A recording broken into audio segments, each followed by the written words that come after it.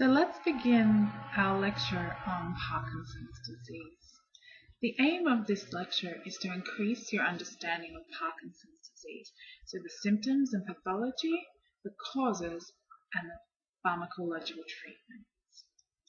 Parkinson's disease is a motor disorder characterized by these symptoms.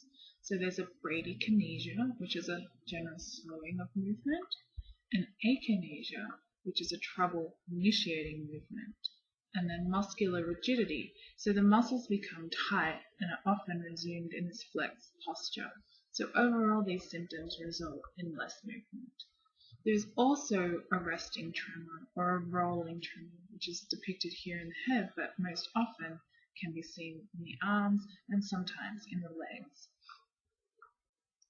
However, Parkinson's disease is also characterized by non-motor symptoms, which are under-investigated and not as well recognized. So these include cognitive deficits, so problems with information processing, problems with attention and memory, for example. It's also increased incidence of depression, autonomic nervous system dysfunction, sleep disturbances, and olfactory dysfunction. So Parkinson's disease and these symptoms are thought to result from the loss of dopamine neurons in the midbrain. So here we have a brain in cross-section cut at the level of the midbrain, and then here is the midbrain with an area of the brain called substantia nigra compacta, which is where the dopamine neurons are contained. So substantia nigra means black substance in Latin.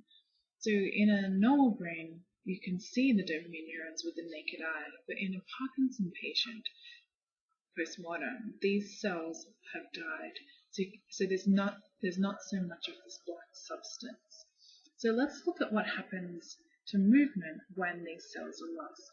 So here we have a depiction of the motor circuit and the input provided here from substantia nigra dopamine cells. So dopamine activates the direct pathway. So this means that this GABAergic projection to globus pallidus becomes activated, which inhibits globus pallidus and prevents it from activating thalamus. The thalamus can then activate cortex to cause movement. So loss of dopamine means less activity in this pathway and less movement. On the other hand, dopamine inactivates the indirect pathway, and if you follow these steps through, that means that dopamine inhibits the subthalamic nucleus, preventing it from activating globus pallidus, and this then allows for movement to occur. So loss of dopamine means overactivity in this pathway and less movement. So now let's look at what causes these dopamine neurons to die in certain people. So for the most part, in most people, it's not known, but for a subset of people, the direct causes are known. But basically, overall, it's thought to be a genetic susceptibility in some people combined with environmental event, often toxins. So here are a list of recognized causes of Parkinson's disease. So they include pesticides and herbicides, so people living in farming communities are more likely to have Parkinson's disease, as well as people that work with manganese, people that abuse certain types of drugs, certain viral epidemics, head injuries, and I'm sure if you thought about this, you could probably think of a certain famous person who is a boxer that has Parkinson's disease, and then exposure to certain types of chemicals. And we're going to look more closely in another part of the module at 9 Californians who accidentally took a chemical called MPTP because they thought it was synthetic heroin, and then basically overnight woke up with Parkinson's disease. There are also a number of genes that are recognized to play a role in the development of Parkinson's disease. So this includes alpha-synuclein, which is involved in protein aggregation, PARC2 and PARC8, which have mitochondrial function, and then PARC7, which is involved in reducing oxidative stress. So mutations in any one of these genes will lead to Parkinson's disease.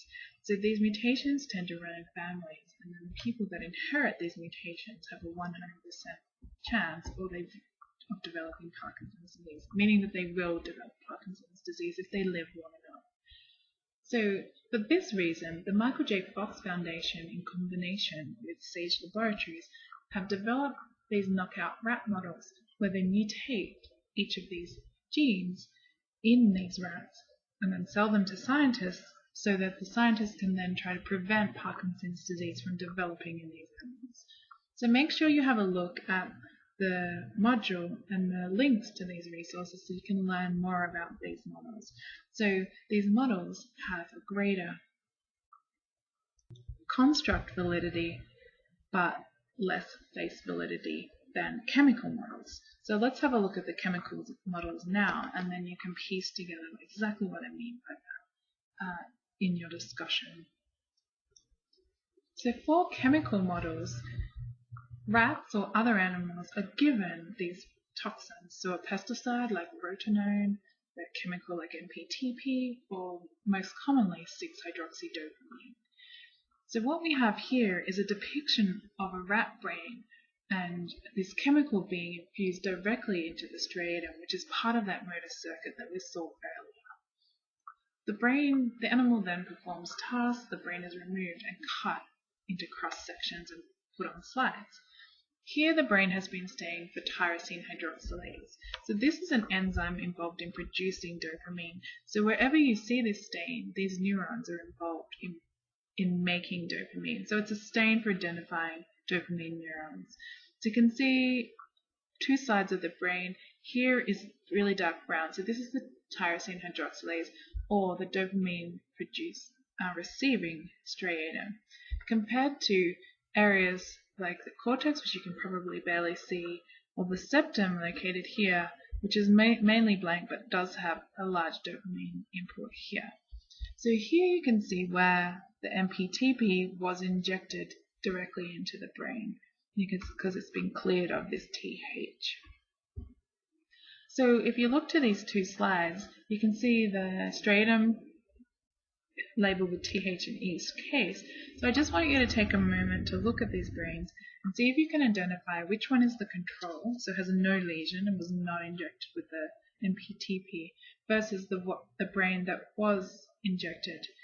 So while you're doing that, think about what possible symptoms these rats would have had by having part of their dopamine system lesioned.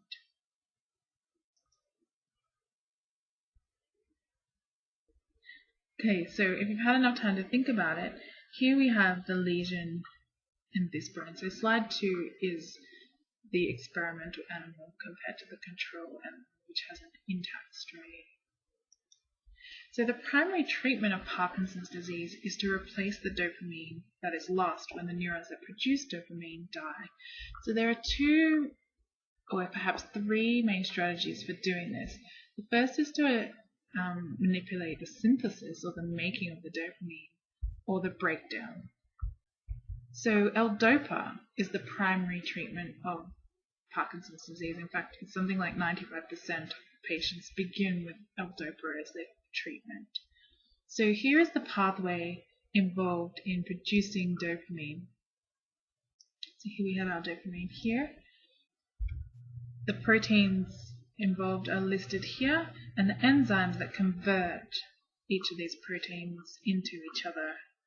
So here is L-DOPA, L-aromatic amino acid decarboxylase, which is involved in converting DOPA to dopamine. So if you take L-DOPA orally, you'll increase the amount of L-DOPA and the conversion of DOPA to dopamine. So each of the surviving neurons will contain more dopamine. Out of interest from the previous slide, here is tyrosine hydroxylase. So it's also involved in the conversion of tyrosine ultimately to dopamine. So this is why it is a marker of dopamine neurons. Alternatively, one can take